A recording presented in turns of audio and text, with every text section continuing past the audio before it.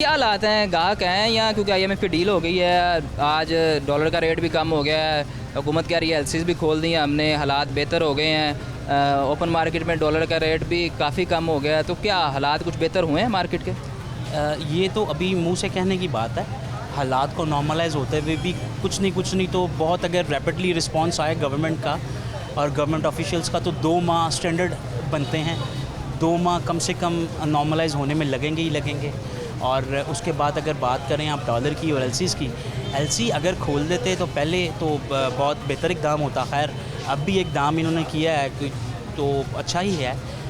लेकिन मेरा ख्याल है, पर्सनल मेरा ओपिनियन है कि पहले ये बहुत पहले हो जाना चाहिए था। और जहाँ तक बात रही डॉलर कम होने की, डॉलर जितना बढ़ गया है ना, 10-15 रुपये 20 रुपये कम आने से कुछ भी नहीं होगा डॉलर को। इसकी एक 10 पैसे का भी फ़र्क नहीं पड़ेगा हमारी इकॉनमी को, अनटिल के ये डॉलर वापस अपनी जो प्राइस रेंज चल रही थी तब ना आए। 120-130 की रेंज में मैक्सिमाइज जो है डॉलर 170 से अगर तजावुज़ करता है ना, तो हमारे ऊपर कर्ज़ों का बोझ बहुत ज़्यादा बढ़ जाता है। अब आईएमएफ की ताज़ा डील हो, ये देखिए जी, आईएमएफ की डील ने जो सिर्फ आपको इतना बचाया है कि आप डिफ़ॉल्ट ना हो। आपको बहुत ज़्यादा बेनिफिट्स नहीं मिल रहे। अगर बेनिफिट्स मिलते भी हैं तो वो कुछ इस तरह से डिस्ट्रीब्यूट होते हैं कि उसका बेनिफिट सिर्फ़ और सिर्फ जो पाकिस्तान का जो एक तबका है, बहुत बड़ा तबका, उनको, बाकी नीचे आते सम्राट वो ख़त्म हो जाते हैं। डील इतनी बड़ी नहीं है कि वो जो है ना वो एक फ़्लो डाउन करके नीचे आवाम तक आ सके।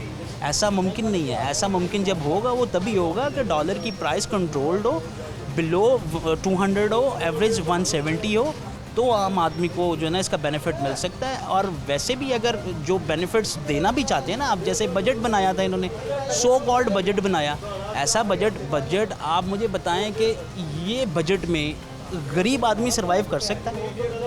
अब जिस शख्स की तनख्वाह 20,000 से लेके 25,000 रुपये तक एवरेज इनकम तो यही चल रही है ना, नॉर्मल बंदे की एवरेज इनकम यही है।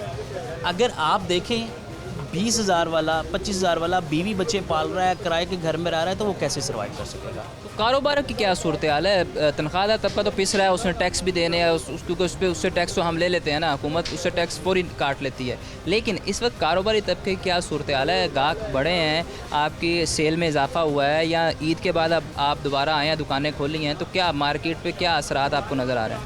मार्केट के तब तक असरात, मैंने आपको बोला, मार्केट नॉर्मलाइज होने में कम से कम 2 माह लगेंगे। हमारी इकॉनमी इतनी जो है ना जल्दी रिट्रीव नहीं हो सकती है। इकॉनमी को इतने बड़े पैचेस लग चुके हैं, इतने बड़े पैचेस। आटा देखें 60 रुपये से जंप किया है 150 पे, इतना बड़ा पैच। गरीब आदमी ने भी आटा खाना है, जो अमीर आदमी है उसने भी आटा खाना है भाई। तो कहने का मकसद है, ये सिर्फ आटे के चक्कर में इतना बड़ा पैच लगा है कि इसको रिकवर करने में टाइम लगेगा। और पहले जो हम जो प्रोडक्ट्स लेके बैठे हुए हैं ना, बेसिकली ये लग्जरी आइटम है। ये किचन से, आपके बिल से, आपकी मेडिसिन से, जब आप बाहर निकलते हैं तो तब आप जाके ये लग्जरी इंजॉय करते हैं, ठीक है। तो आज एक गरीब आदमी जो अपना, जिसको पेट की फ़िक्र है, उसके बाद उसको बच्चे की स्कूल की फ़िक्र है, उसने फ़ीस पे करनी है, फिर उसने दवाई का कुछ सिस्टम चलाना है घर में, उसके बाद फिर उसके और 3600 अखराजात हैं, उसके बाद जाके वो बेचारा लग्जरी इंजॉय करने आएगा। और जब वो इंजॉय करने आएगा तो वो बेचारा कंगला हो चुका होता है। तो जो एक नॉर्मल आदमी के हालात हैं वही हमारे हालात हैं। हम नॉर्मल आदमी से कुछ जुदा नहीं है, ठीक है ना।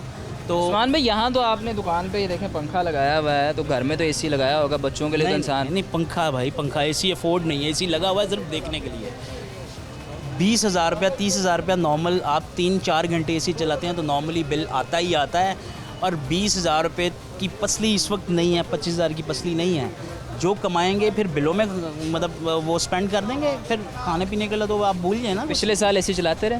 पिछले साल भी सोच के चलाते रहे हैं, पिछले साल भी चलाया, लेकिन सोच के। इस दफ़ा तो आप भूल जाएंगे। आप जो है ना एक किचन को पूरा करके आप जो है इस तरह की लाइफ लग्जरी इंजॉय कर सकते हैं? नहीं कर सकते। बिजली के बिल तो मुश्किल हुए हैं, खाने पीने की अशिया बेहतर चल रही हैं, आम आदमी उनको ख़रीद पा रहा है, क्योंकि आप भी आम आदमी, मैं भी आम आदमी हूँ। तो क्या खरीद पा रहा? कैसे खरीद? देखें, आटा 60 रुपये से निकल गया, चला गया तकरीबन 160 की रेंज में।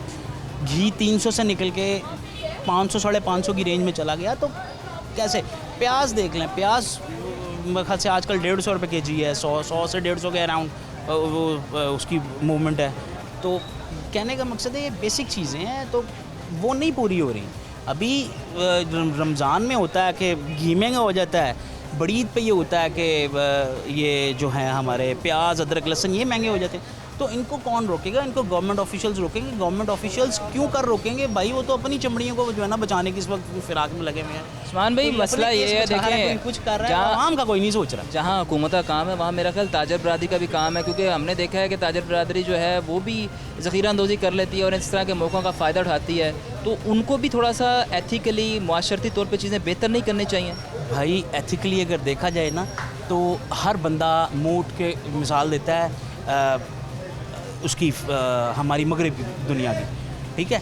अब आप देखें फ़्रांस में इस वक्त थोड़ा सा माहौल गर्मा गर्म हुआ है, लोग स्टोर्स लूट रहे हैं, तो उनके एथिक्स कहाँ चले गए? एथिक्स हमेशा डंडे के एथिक्स होते हैं, जब तक डंडा कायम है तब तक एथिक्स कायम है। वहाँ पर भी जहाँ की मिसालें दी जाती हैं और यहाँ पर भी जहाँ पे आप देखें यहाँ पे कोई बेरवरी का माशरा बना हुआ है, ठीक है। गवर्नमेंट ऑफिशियल्स जब तक आके उस ज़ख़ीरा अंदोज़ ताजर के सर में डंडा नहीं मारेगा वो बाज नहीं आएगा।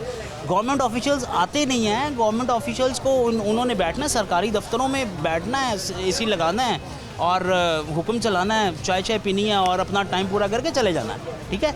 तो सबसे पहले अगर आप चाहते हैं कि हमारा पहले माशरा ठीक हो, उसके बाद हमारा मुल्क ठीक हो, तो उसके लिए सबसे बेहतरीन हल है अकाउंटेबिलिटी। अकाउंटेबिलिटी होनी चाहिए।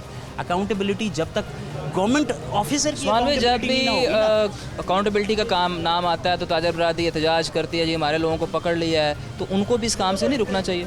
मैंने आपको बोला है जो ज़ख़ीरा अंदोज़ ताजर है उसको मार पड़नी चाहिए, ठीक है। और जो अकाउंटेबिलिटी के नाम से भागता है उसका मतलब है उसके जो है ना वो जो मालस बाबा हैं उसमें को गड़बड़ है, ठीक है। तो यहाँ पर तो यही सीन है कि जो है जो ताकतवर है और जो गड़बड़ करके ऊपर जा रहा है उसको तहफ़्फ़ुज़ है, और जो बेचारा पिस रहा है उसको कोई पूछने भी नहीं आ रहा। हमारे जैसा, आप जैसा कौन पूछने आया? मेरा ख्याल है कैमरा और माइक पकड़ के आप आए हैं, जिनका हाल बताएं। हल आपके पास भी नहीं है, बस आप आवाज़ पहुंचा सकते हैं। हमने आवाज़ पहुंचानी है, हमारा काम मीडिया काम आवाज़ पहुंचाना है, इक़्तिदार तक आवाज़ पहुंचाना, ताकि आम आदमी की मिजरीज़, उसकी परेशानियां उन तक पहुंच सकें और वो उसकी बेहतरी के लिए काम कर सकें। इक़्तिदार की लग्जरी लेने वालों को सिर्फ इक़्तिदार की लग्जरी चाहिए, उसमें कोई भी उनको जो है ना अकाउंटेबिलिटी नहीं चाहिए, कोई उनको आवाम की ये फ़िक्र नहीं है कि यार हम ये कर रहे हैं तो इसका नीचे जो है असर क्या पड़ेगा, ठीक है। जो भी आता है मीडिया पे बैठ के उनका जो मिनिस्टर वो जनाब ऐसा बजट पेश करता है कि वो फिर बाद में सॉरी कर देता है, उसको खुद नहीं पता होता। गाहक आए हैं जी, बड़ी मुश्किल से तो आए हैं जी भाई, आप बताएं। कोई नहीं आए आप देखें ये ख़रीदार है, इनसे भी पूछेंगे ये क्या, ये इस वक्त इनकी अप्रोच क्या है। और उनकी अप्रोच देखिए, वो हर बंदे का ये माइंड में ही होता है यार मुझे सस्ती चीज़ मिल जाए, चाहे उसकी वो प्राइस हो ना हो। हर बंदे की कोशिश है कि यार अगर मैं कुछ लेने आया तो उसको सस्ता, उसका हक है, लेकिन उसको उसका हक मिल नहीं पा रहा। ये उसको हक कौन देगा? जो जिन्होंने देना है अवाने बाला में वो बैठे हैं और अपनी अपनी चमड़ियाँ बचा रहे हैं। इसका हल ऐसे नहीं निकलेगा, इसका हल सोचने से निकलेगा और अमली जामा पहनाएंगे तो इसका हल निकलेगा, बातों से इसका कोई हल नहीं है। उस्मान भाई, आप क्या समझते हैं? आपने कहा जी अमली जामा पहनाएंगे, क्या ऐसा आप क्या सजेस्ट करेंगे? क्या ऐसे इक़दाम होने चाहिए कि हालात बेहतर हो जाएं? हुकूमत ऐसा क्या करे? देखिए, मैं एक डॉक्यूमेंट्री देख रहा था, डॉक्यूमेंट्री में मुझे पता चला जो यूके की गवर्नमेंट है उसके पास 86 गाड़ियाँ हैं ऑफिशियली, सरकारी जो गाड़ियों की तादाद है 86 है, और हमारे पंजाब की ब्यूरोक्रेसी के पास जो गाड़ियों की तादाद है वो 3 लाख से ज़्यादा है। 3 लाख से सिर्फ ज़्यादा है, सिर्फ पंजाब की ब्यूरोक्रेसी की है। इसमें अभी वो नहीं आते जो वज़ीरों कबीरों के पास TADA के फ़ंड्स होते हैं, गाड़ियाँ होती हैं, उनका कोई जिक्र नहीं है, MNA MPs का कोई जिक्र नहीं है, ये सिर्फ़ और सिर्फ ब्यूरोक्रेसी। तो वो जो लग्जरी इन लोगों को दी गई है वो इस एवज़ दी गई है कि वो आवाम का कुछ बेहतर सोचे ना करें, ना वो सोच रहे हैं ना वो कर रहे हैं।